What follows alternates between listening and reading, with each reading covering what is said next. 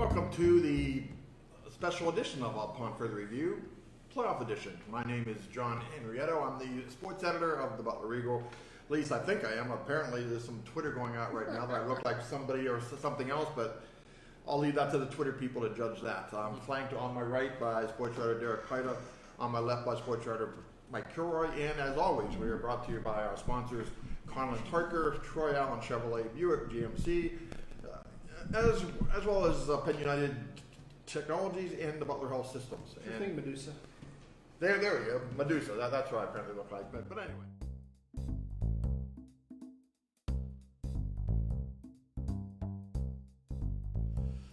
Gentlemen, it's playoff time. It's hard to believe the regular season in our local high school football, as well as the Whitfield District 9, District 10, it's all done with. We move into postseason, but before we do that, let's look back on week 9, a handful of local games. Derek, we'll start with you here. What's your takeaway from the final week of the regular season? One thing that really stood out for me was I covered this game. It was Seneca Valley and Norwood. Not the game result. I expected Seneca Valley to win. We have Jake Meinweiser, who's a senior running back, probably had 20 carries all season. He plays on defense. He's a good player on defense, but as far as carrying the ball, maybe 20 carries all season going into last week. Matt Stanger, their top halfback, gets hurt the week before against Pine Richland. Meinweiser steps in, 159 yards and 2 touchdowns on a night when they needed that ground game because it was sloppy. Yep. It was wet. They needed to get that ground game going, and he spearheaded it.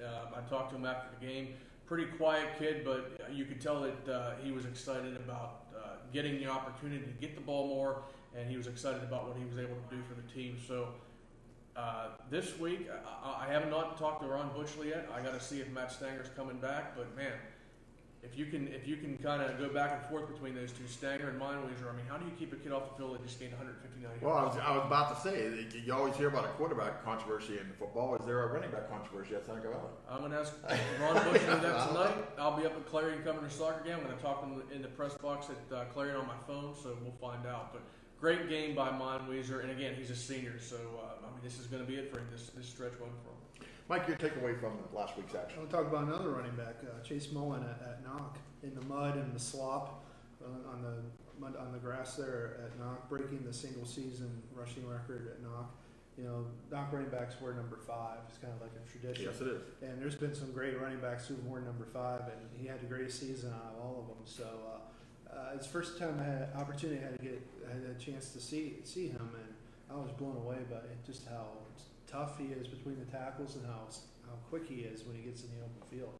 And he's only a junior, so they got something good coming back next year. That really jumped out at me. And also what jumped out at me was Freeport not bringing the right spikes to a game like that. That's a definite especially with two former Knock coaches on their staff. Sure. They know that field better than probably anybody at Freeport. Not having the right spikes really cost Freeport that game. They couldn't get any push from the offensive defensive lines. The only one who really had the right spikes was Austin Romanchak, and he was the one that kind of slogged through the mud the best. Well, you covered that game, didn't John Gaylord or somebody mention that the kids were told what spikes to bring and they just didn't bring the proper spikes? Was that what the issue was? Or? It was, they just didn't, some of them had the old, just the molded ones instead of the screw-in ones, and that really kind of cost them, I think. I don't know if they would have won, but I think it would have been closer. So that jumped out at me too. And North Catholic, I figured they would win, but 64 points they put up on Deer Lakes. North Catholic's really entering the playoffs, rolling on all cylinders right now. I think they're going to be a tough out. Plus, they're on the opposite side of the bracket from Aliquippa. So I think those two teams might be in a collision course for. I don't know. Is that class at Hinesfield? I don't know because they juggled the classes. Yeah, I'm not sure. So they're in collision for 3A is at Hinesfield. So they're in collision for Hinesfield. That could be. We're looking at my takeaway. I got a couple things. I joined you in the North Catholic game with Deer Lakes. Not so much that North Catholic won the game. I think most people figured they would beat Deer Lakes, but Deer Lakes is not that bad. I mean Freeport only beat them 14-10. And Deer Lakes has been in most of the games. They've won a few of them. To beat them 64-3. That shows me North Catholic, as you mentioned, they're on all cylinders going into the playoffs this week. And I got to give kudos to Butler quarterback Kyler Callahan. His performance. I know Butler lost to Kennebec 43-13 last week, but season finale and a career finale for Callahan. He's a senior, started here at running back. They moved him to quarterback because of injuries, and he ends up his last game in high school running for 134, throwing for 111. He threw a touchdown pass. He ran for a touchdown. Just a great finale for a kid who really went all out for his. That's pretty much Butler in a nutshell, though. Yeah. They developed this guy. He has a great, stretch down His the last stretch, and 2 or 3 games, he's off thinking, and now so they got to start big. over again. Yep. They have to find another quarterback, develop another offense around that guy, like they did this year with Kyler. So. Yeah, So but it was it's good kind to of a see. double-edged sword Some of Butler seniors had some big plays in that game. It's good to see. Obviously, a tough year for the Tornado, but I do give those kids credit. As far as I know, nobody quit that team. Nobody gave up. They kept on fighting, so I got to give them credit for that.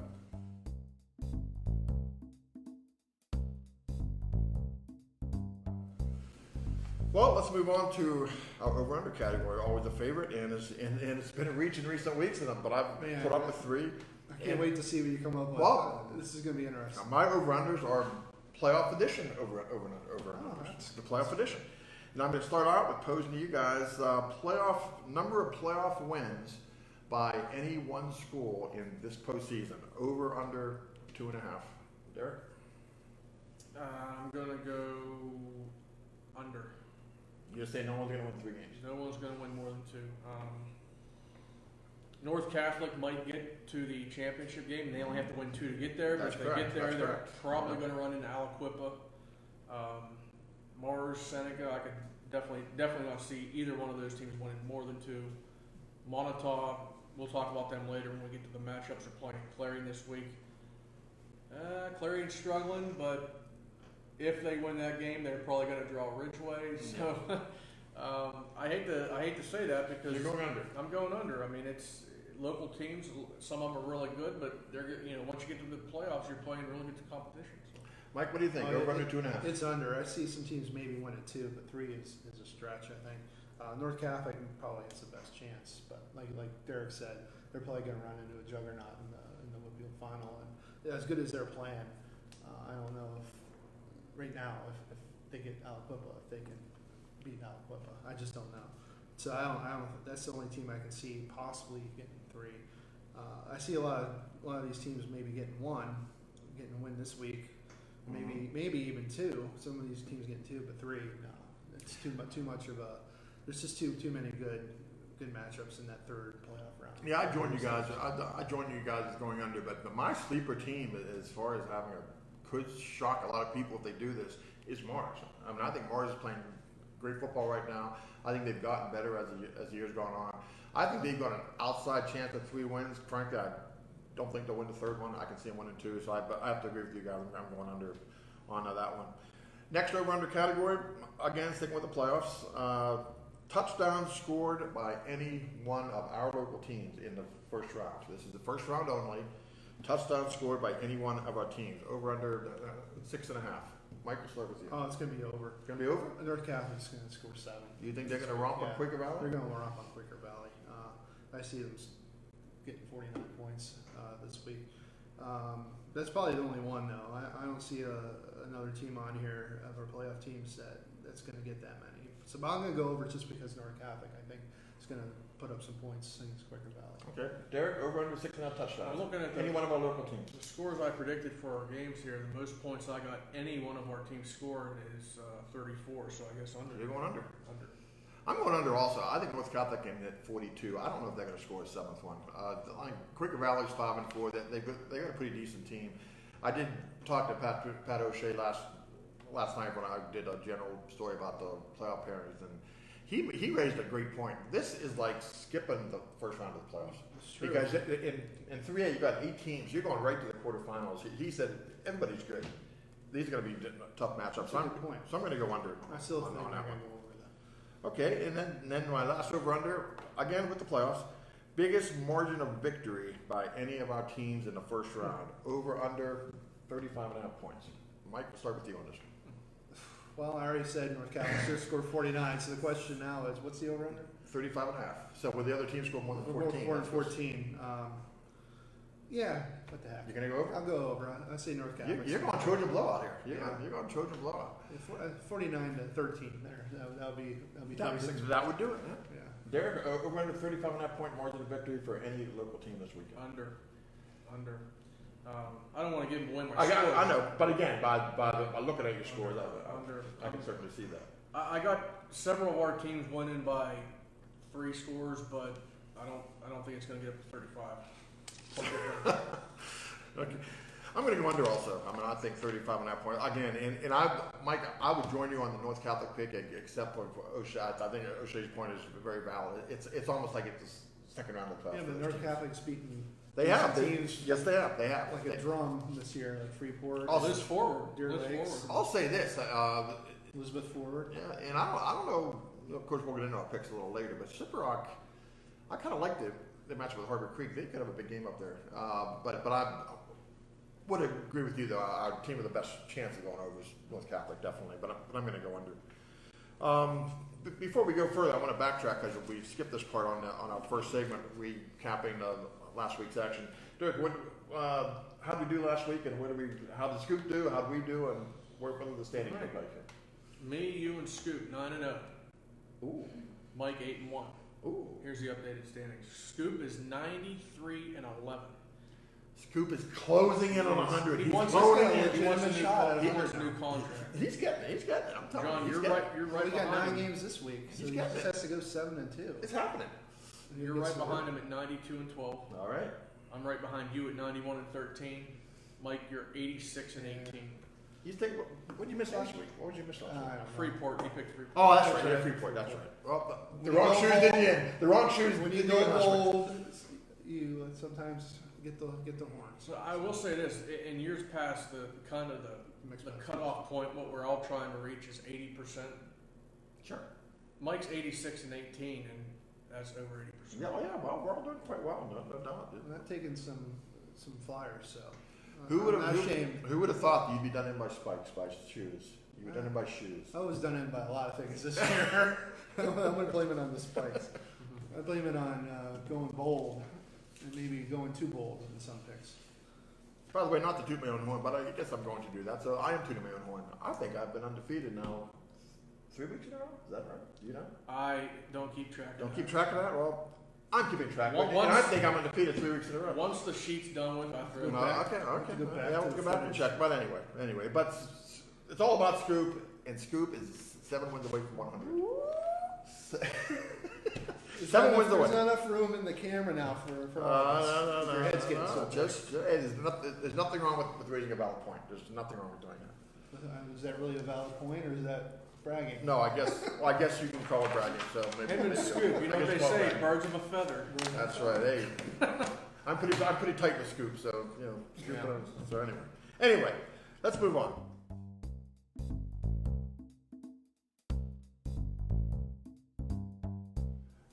Montauk football, Mike. I know you've done a lot with Montauk this year. You've talked to the head coach quite a bit. They've turned in my view, and I'm imagining you would agree with this. They've turned in a pretty impressive season for having such a small roster. Yes, they have. I mean, 6-4. They're playing great football right now. They seem to have corrected some ongoing problems earlier in the year with penalties, turnovers, whatever. No matter what happens this week when they play Clarion, what does this season? What has this season done for their program moving forward? Well, literally, like 10 minutes before we started this program, I was talking to Coach Rotman at Montauk, and I asked him that question. I asked him, hey, what does this rebound season do for those numbers? Like you said, 28 guys. Yeah. He said before the season started, he gathered them all in and said, hey, you guys can set the tone for future teams. You know, we're trying to get Montauk back on the map, and you guys are the first kind of wave of that. And he wanted to stress to them that, you know, they had more than just this season on their backs, that they had the history of the program or the future of the program on their backs, and then they went out and performed. You know, they're 6-4. They could very easily be 7-3, maybe even 8-2. They had some games that, you know, they actually, I wouldn't say dominated, but they played better than their opponent, and they ended up losing because, like you mentioned, penalties and turnovers. So, so they're going into this Clarion game, with a chance to really put the program on the map if they can beat Clarion. But he thinks this is going to help the numbers. This is going to help the enthusiasm about the football program. Remember, it wasn't too long ago that Montauk had 46, 47 absolutely. guys on their team. I don't know if part of that is how enrollment goes. You might have a little dip in especially at the smaller schools. They're very susceptible to that. But he thinks the numbers can go up, but I will say this: we've been saying this all season. They have 28 guys, but they have 28 really good football players. They do. It's not the number of guys in your roster; it's the quality of those guys on the roster. Montauk, 1 through 28, has quality guys on that roster. I think that's why they're in the position they're in now, because those are the guys that want to be there. Those are the guys that were running up that hill 15 times a week in camp to get in condition, and it's kind of showing. The proof's kind of in the pudding here with the hard work they put in. So kudos to Montauk. I'm looking forward to seeing that game against Clarion. They had a chance to beat Clarion in the second week. The score was 34-14, but it was closer than that. So I'm curious to see if they can get over that hump, beat Clarion. And if they can do that, who knows what's going to happen. Like you said, they might get Ridgeway, but they didn't play too bad against Ridgeway the first time either. So this team could be a scary out. Well, winning creates interest in any sport, any program, especially at the high school level, and I think winning will create interest at Montauk. I expect the numbers to spike up next year. Derek, what are your thoughts on Montauk's season and what the future may hold for the Warrior program? I was looking at their roster earlier, and obviously Mike's most familiar with Montauk out of any of us. He talks about it more than we do. But I did notice 3 names: Chance Nagy, James Parenti, and Cody Wise are all graduating. Those are 3 huge players that they're going to have to find a way to replace. But again, you create interest in some kids who might not have joined the football team a year ago, 2 years ago. If they joined, I mean, the key to replacing guys is having athletes come out for the team. And I realize they had 28 really good players. They have 28 really good players. I want to talk in the present; they're still playing. Right. But Bob Rotman would love a little bit more depth on that team. Get those numbers up there, mid 30s, high 30s. But another thing, they've stayed remarkably healthy considering they have a 28-man roster. They haven't had any That's a major good injuries. point. That's a good They point. haven't had. I don't think any of their significant players have even missed a quarter. They've been very fortunate. They've been very fortunate. Derek mentioned, they lose some big seniors, but as the season's gone on, Rotman's been getting younger guys involved, especially in the running game, like a Trent Kelly. Those kind of guys. So I think the big losses are going to be on offensive line. That offensive line is huge. They're tough, and they blow people off the ball. And James Parenti is one of those guys that's going to be – you can't replace a guy like James Parenti. So, but we'll see. I mean, get an extra 10 guys, maybe you find another James Parenti in there. Yeah, we never know.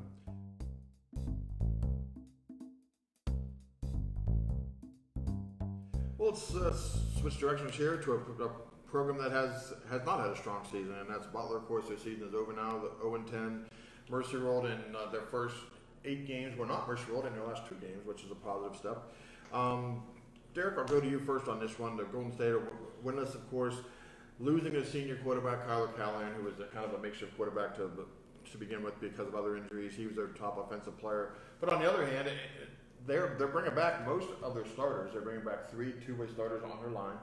And they had a freshman team this year for the first time in a couple of seasons, and they had 43 kids out for that freshman team. Where do you feel Butler football stands moving forward next year? Well, they're obviously, I would say, this is clear to me, even though they didn't win a game this year, they're in better shape now than they were this time 5-6 months ago, obviously. The momentum they did gain this year was strictly in certain areas of their execution, because they did not win a game. But can they continue that next year? Let's face it, their next football game is like 10 months from now. Right. So the momentum that they gain, is that going to be able to carry over? Are they going to have the interest in the program to get those kids in the off season to lift weights? That's the key. Any football coach you talk to, the results may happen in September, October, but are the kids putting in the work in February, March, April, lifting weights? So you deal with Coach Christie, obviously. I would hope that they have created enough interest in that program to make those kids that are coming back excited and say, hey, we put a little bit more work in, maybe we can go out next year and win a game. Because let's face it, until Butler wins a game, we can talk about, they didn't get mercy ruled. I mean, those are all good steps. Right. Those are all good steps. But until they go out and win a game, people are going to look at Butler and say, well, it's Butler. Until they win a game. Sure. Mike, you always use the term baby steps when it comes to Butler football. Where do you think the Tornado are at going into 2000? Well, it's tough because you mentioned the 8 Mercy Rule games Right. and the 2 at the end of the season where they didn't. Well, the problem here is the key guys that got better during the season are seniors, so they're going to lose those guys like Callahan. So the question now is, are you going to have to reboot again, begin the next season, and go through the same thing you went through this season, where you get better throughout the season, but you're still losing by 35 points because you got more inexperienced guys again that you're trying to teach the system and trying to get in the right spots like Butler did this year. That's going to be the big question. If they can, this offseason, those kids are dedicated, they go to work, and they can find the right formula quicker this year, they might have a chance to take even more baby steps next year. Now, what's going to be a successful next season? Is it going to be 1 win, 2 wins? Is it going to be, being in every game? That's the question for the coaching staff and for the coaches, and maybe even for us, I guess, as we're talking about it. But I think it's going to be years and years, I think, before we're sitting here talking about a Butler team that is contending for a playoff spot. Well, that's no slight against anybody. It's just that's how far this program had slipped. You're basically starting from scratch with this program. It's almost like you just started a football program at a 6A school, and that's a tough chore for anybody. So, but you've seen them more than anybody. Yeah. So what do you think? Well, your thoughts are probably more accurate than ours. The big negative for Butler is obviously the league they play in. I mean, when you got Seneca Valley, which has become a very consistent winning program, you've always got your Central Catholics, you got your North Alleghenies, you got your Pine Richlands. I mean, that's a meat grinder, and they're going to have to fight to get up to that level. And you're right, as far as getting up to that level, it's going to take a number of years. But here's the positives, though, I see for Butler. Number one, I love their young coaching staff. Eric Christie is the perfect head coach for them right now. He's young and enthusiastic. He's very patient. He's a good teacher. I mean, they do have to give him time, and they can't do a knee-jerk reaction if they go 0-10 again next year, or 0-10, 1-9, and just cut bait, because it's going to take years. They got to say, okay, we trust you. Do what you need to do. Don't worry. Don't be looking over your shoulder. That's what they need to tell. There's no magic formula. No, and they've got, and it's not just Eric Christie. I like the young coaching staff, the young assistants that they have. I love the fact that Mike Seibert is on board recruiting players for that program. 43 freshmen are out this year. The freshman team did not have a good year, but they spent the season pretty much learning the game. Mike Seibert learning how to play the game. The key to that program. Yeah. Because no one recruits like Mike Seibert. And here's the other thing, and you mentioned years and years, and this is only going down the road maybe a few years. Butler's youth football program right now, the Butler Area Major Football League, their varsity team, not the little kids. The varsity team was in the Super Bowl for the second straight year. They won it last year. They're back there this year. They've got some electric young players there. And I know we're talking 11, 12 years old. That's what I'm saying. If these kids stay with it, the junior high program's solid now. That's the problem. They're winning. So I do think that there will be an influx of talent coming in the next 3, 4, 5 years. And the big question for Butler is keep the coaching staff stable and just keep on progressing. And I think the future looks good for them down the road, personally.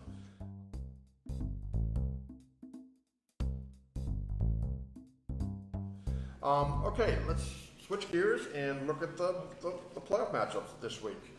We will start with Seneca Valley. I know I have written down here 6-3. They're actually 7-3. Seneca Valley against Central Catholic, a pair of 7-3 teams. Derek, you covered. I believe you covered the first game. Did you cover the first game? I did not. Also, that's right. I think Josh Rizzo might have covered that. But anyway, they had their backup quarterback. Seneca Valley did that night. Caden Smith go. They've only lost by 6 points, I believe, 20-14. Now you have a rematch.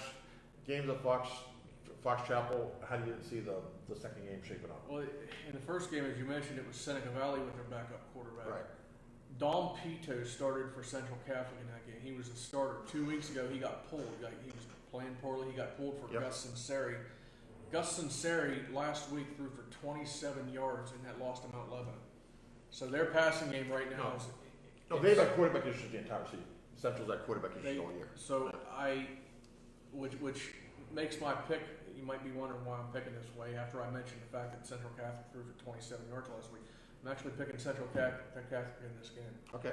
It's been a few weeks since Seneca Valley's passing attack has really been a factor in a game. The last 2 weeks, which are losses to Pine Richland and a win against Norwin, Seneca Valley has thrown for a total of 89 yards. Mm-hmm. So if Seneca Valley can get that passing game back, be more balanced, work Jake Meinweiser into that running game, get Matt Stanger back from injury, obviously Seneca Valley has a shot. Central Catholic's one of those teams that they find a way to play tough defense. Even last week, they went up against a high-powered Mount Lebanon team, gave up 17 points. Yep. So 20-17 Vikings. Sorry, Bears. Mike, what are your thoughts on match number 2 between Seneca and Central? Seneca's played the quote-unquote elite teams in this section very tough this year, and they've come just close, just close to winning.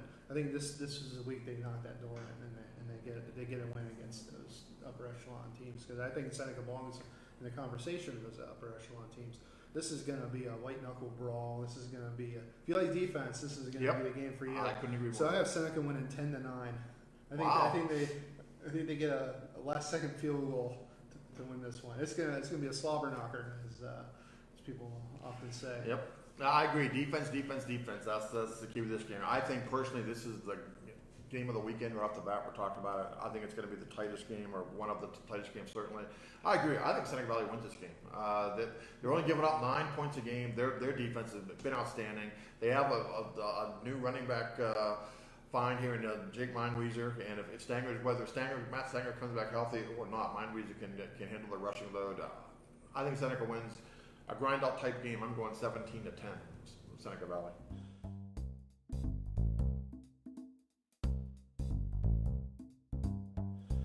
Let's look at the Mars Planets. 9-1 record, great year for them. Only lost to Penn Hills. They're hosting a Woodland Hills team that is un-Woodland Hills-like. 4-6. Mike, what's your take on Woodland Hills going to Mars? Woodland Hills is 4-6, but you know what? They're kind of a sneaky team. This could be a lot closer than some people think it's going to be. I still think Mars is going to come out with a win, because Mars defense has been playing great all year, and Garrett Ranke's in another stratosphere as far as running backs go. So I think Mars wins 24-14. Derek, what do you think of the Planets here going up against the Wolverines? I covered the Wolverines just a few weeks ago. They played Seneca Valley. Yep. And Woodland Hills. Seneca handled that pretty well. They did. Woodland Hills threw a lot of athletes on the field, had a lot of speed. Mm-hmm. But Seneca Valley was by far, it wasn't even in question. Seneca Valley was the much more physical team. Seneca Valley won the game 24-7. I got to believe. And Matt Stanger, the aforementioned Matt Stanger, ran for 126 yards in that game. Yep. So, and now Woodland Hills is facing a Mars team that they're going to be feeding Garrett Ranke. Oh, yeah. I got to believe that ground game for Mars, as long as they can avoid turnovers, which were a problem for Mars earlier in the year, as long as Mars can avoid the turnovers, I don't think they're going to have any problem in this game. I got them winning 29-13. Yeah, I agree. I agree with you guys. I think Mars is going to win the game. But here's what makes me nervous about this, them drawing Woodland Hills. Speedy opponents can hurt Mars. That's to me, the one thing Mars doesn't have is they don't have a lot of team speed. And Woodland Hills has some athletes. I think they're going to pop a couple touchdowns in, but I agree with you guys. Mars is going to have too much. They're going to make enough plays on the defense to win. Ranke in their offense, and I still like Kowalkowski, who seems to have a knack for hitting critical pass plays when he needs to. I'm going Mars in this game, 34-20. Mars over Woodland Hills.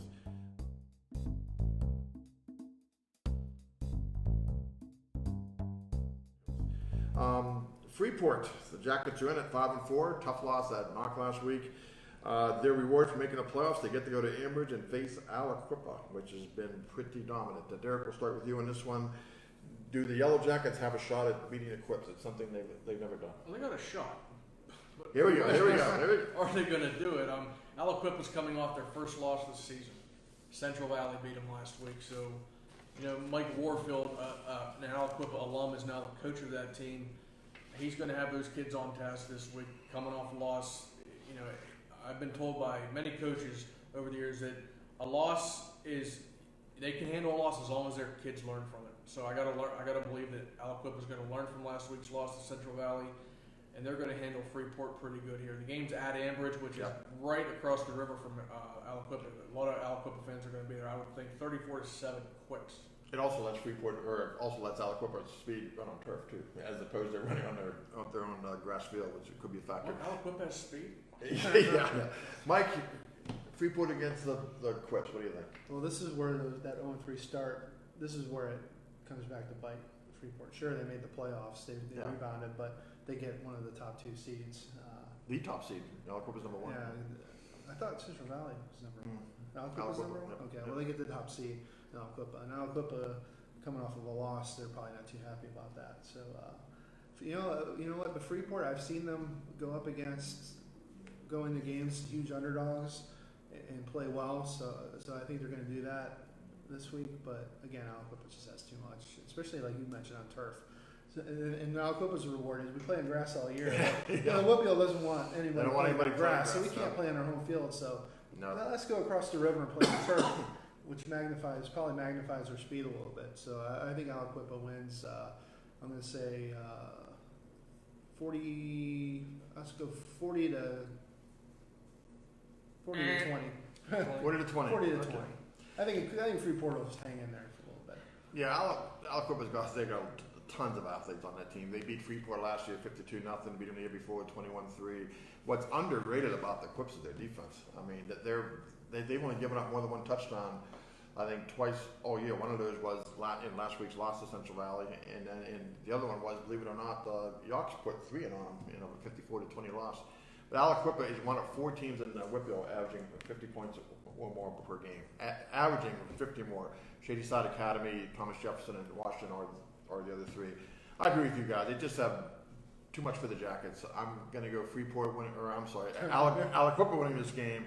I'm going to go, but I think Freeport holding on somewhat, 35-14. Go with your first thought. Go Freeport. Be bold. No, not going to be that bold. 35-14, Aliquippa.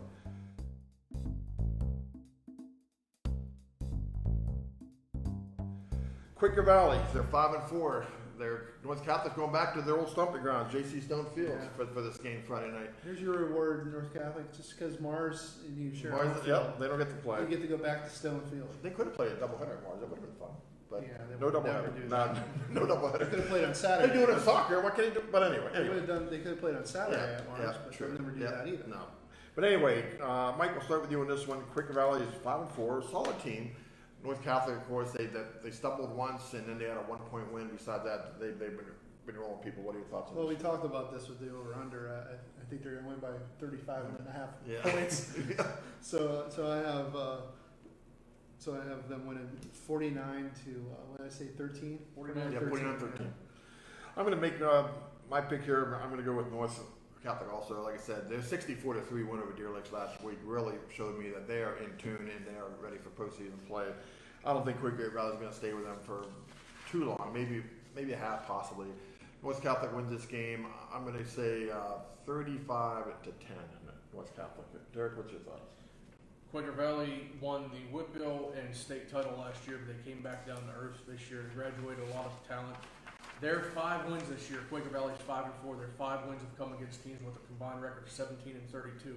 The only team they beat this year that made the playoffs is Central Valley, and they beat Central Valley back in August when Central Valley was not good. What are you trying to say? So what's your North point? Catholic 34-10. All right. My point is I take Quaker Valley.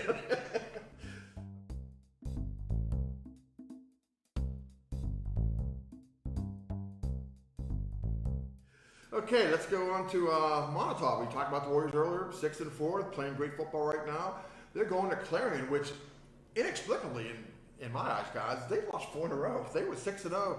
Clarion dropped their last 4. They're playing terrible football right now.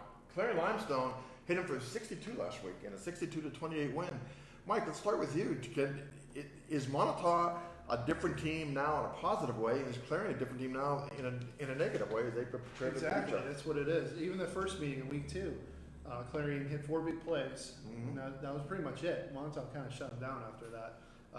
It was 34-14 the final in week 2, but it was a much closer game than that. Montauk actually outplayed them by a lot in the second half. Montauk's trending up, Clarion's trending way down.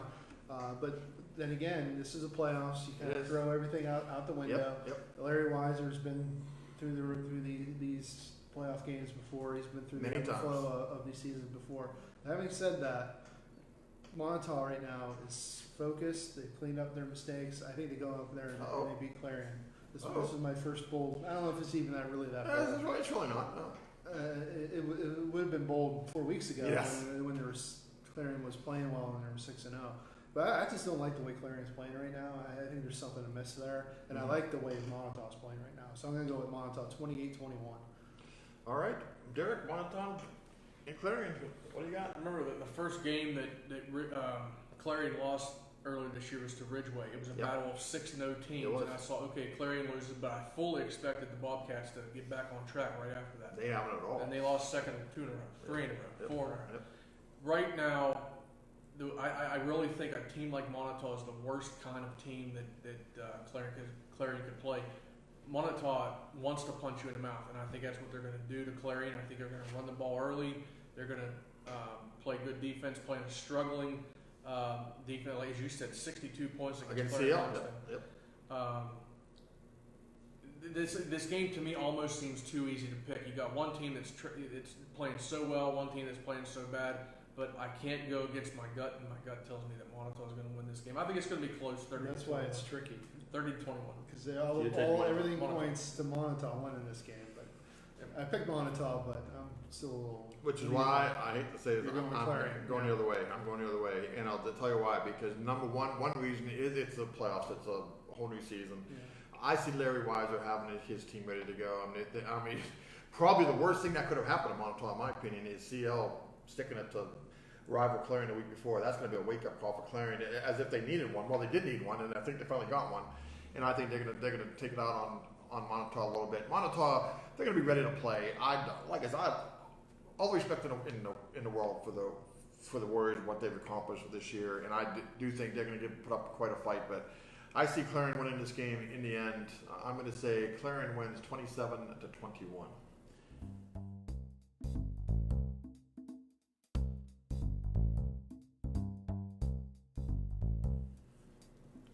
Union AC Valley, they're in the playoffs, and you got to give kudos to them for being in the playoffs. 2 straight one-win seasons, last 2 years. They're 4-6, but they got to go to undefeated Smethport, 9-0. Mike, we'll start with you on Congratulations. This one. You get to go to Smethport. Yeah, can Union AC Valley's defense put something together and find a way to stun unbeaten Smethport? That unit has been underrated this year. Very underrated. They've actually played really well on that side of the ball, which. You don't typically think defense in Union or AC Valley or them combined. That hasn't been kind of the strong suit for those teams historically. But this year, they're playing some pretty good defense. But it's Smethport. They're 9-0. They're number 1 seed. They have to go to Smethport. It doesn't. All those things kind of conspire against Union AC Valley. So I'm picking Smethport. I think Union AC Valley. They'll give it. They'll give it their best shot. They'll give it a game, but Smethport's going to win. I'm going to say 42-21. Derek, what are your thoughts? Smethport undefeated, and they look pretty darn good. 4 teams here: Clarion Limestone, Kerwinsville, Red Bank Valley, Otto Eldred. Those are 4 teams that Union AC lost to this year that Smethport beat. Smethport's undefeated, 9-0. As you said, I mean, a great job by Brad Dittman, his staff. Those kids playing for the Falcon Knights to get back to the postseason, but this is just a tough draw. It's an undefeated team on the road. It's a long road trip. 37-14. Hubbers. That was their nickname. What is their nickname? Hubbers, because Smethport is the hub of. Oh, there you go. All right, I like that. The fighting Hubbers. The fighting Hubbers. The fighting Hubbers. I'm going Smethport as well. Like I said, a great turnaround season for Union and AC Valley. But Smethport 9-0 is 9-0. So the playoffs a whole new look here. If Smethport wins, I'm going to go 35-12. Smethport over Union AC Valley.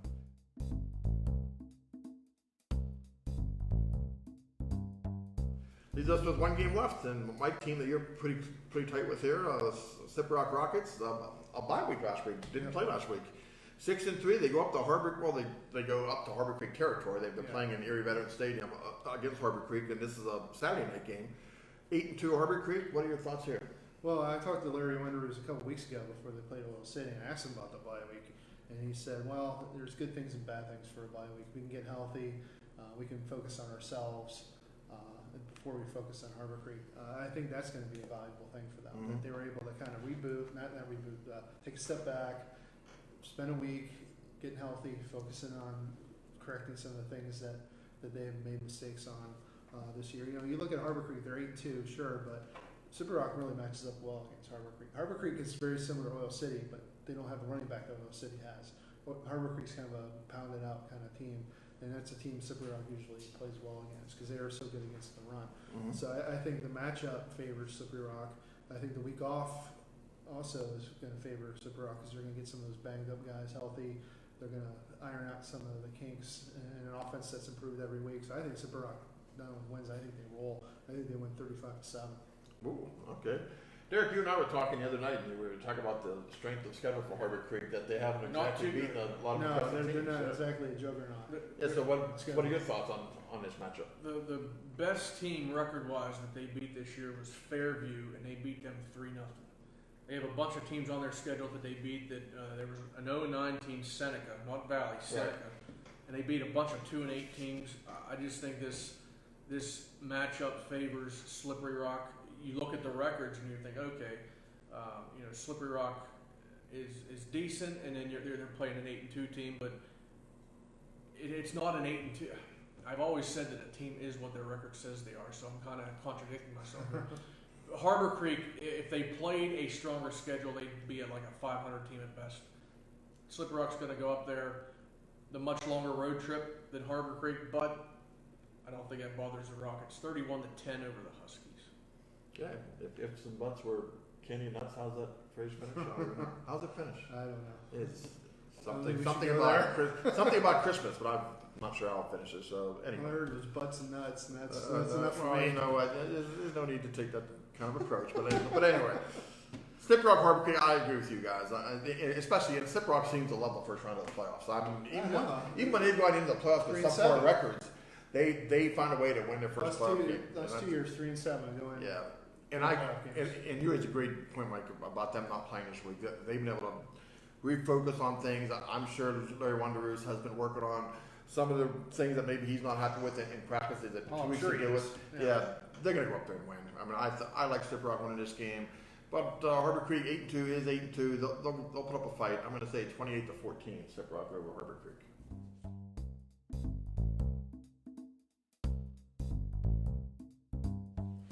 Which brings us to our final segment. How about something else? And I can't pick and choose this week, guys, because we got so many teams doing so many playoffs in different sports. So how about everybody? I mean, Derek, I'll start with you on this one.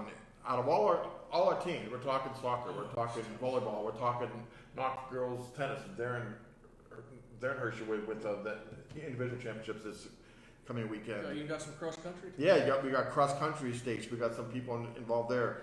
Who do you see winning a Whitfield championship? Maybe a long state tournament run? What are your thoughts on our other sports as we go into the postseason? Well, if I had to pick one to win a district title and a state title, I think we have several teams capable, but if I had to pick one, it's got to be Mars girls soccer. I mean, that team is, in Blair Gerlach's estimation, and I would refer to him more than a lot of people, he believes the two best teams in the Whitfield are Mars and Hampton. Well, they just beat Hampton in the Whitfield semifinals. They did. In a third straight thriller against Hampton. A third straight one-goal win over Hampton. Yeah.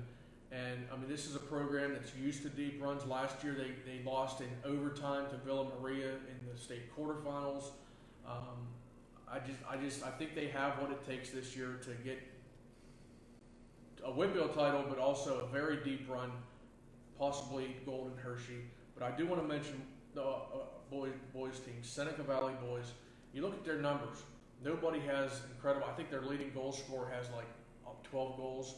But the key is they have several players able to score a big goal. And last night they needed every single goal they got. They got 3 different goals, 3 goals from 3 different players, and they beat Canada McMillan 3-2. They just seem to have playmakers who can find ways to make plays in crunch time. Defense, offense, goalkeeper Will Gallagher's having a great season. So I just want to throw them out there too because they're making their second appearance in the Whitfield Championship game. Right. They've never won it, but I wouldn't bet against them on Saturday. My answer to this question is pretty short and sweet. It's not volleyball. They haven't lost a match in 2 years. I can't go against them. I don't know, Mike, you know what the streak's up to, 36, 37, whatever the heck it's up to. It might be close to 40 now. I can't go against knock volleyball. I think they're in it's for over 40. another long run there. So my pick right away is knock volleyball. And I also have to throw out, I kind of jealous of you this week, Derek, because you're going to get to go up to Clarion Thursday night and see unbeaten Brockway face once beaten Coin City in what should be a fantastic boys soccer game. You can join me. I could, but I got bowling that night, so I can't. Mike, before you make your choice, I need you to talk about this game that you saw last night. This Mars boys soccer game. Anyway. I mean, this is the craziest soccer game. That has to be one of the crazy. I'm assuming one of the craziest. I've never seen anything sporting like events you may have ever seen. I've never seen anything like it, especially in soccer. Both teams went back and forth, scoring goals. 3-3, 65 minutes in, it's 3-3. Then the team can score after that. The defense is kind of, I don't know if it was really the defenses played better. It was just the goalies played better. Mm-hmm. Some of the saves that I saw were amazing. Listman made a save on a shot where he just stuck his foot out. I mean, it had to be like from here to here in front of the goal line, and he saved in overtime. But then they go to penalty kicks. I know you were trying to do a visual there with the leg, but I don't think the camera be under the table. The So table I under don't the know table? when you do that. I don't think the camera's under the table. Yeah, see? Oh, it does go under the table. Okay. See, Oh, I knew I was doing it. okay. I knew I All was right, doing it. continue. Sorry to So, interrupt. it was that far from the ball. Okay. Anyway, and then they go to penalty kicks, and it's the first time I've ever seen after 5 rounds of penalty kicks being tied. So then they go to the 6th one, and who comes out to kick for? This is amazing. Yeah, who comes out to kick? I haven't drawn a blank. West Allegheny. West Allegheny. The goalkeeper comes out to kick the penalty kick, and he buries And it. he scores. Yeah. Yeah. I actually in the scramble after I talked to him, and he said he didn't even know he was going to be kicking.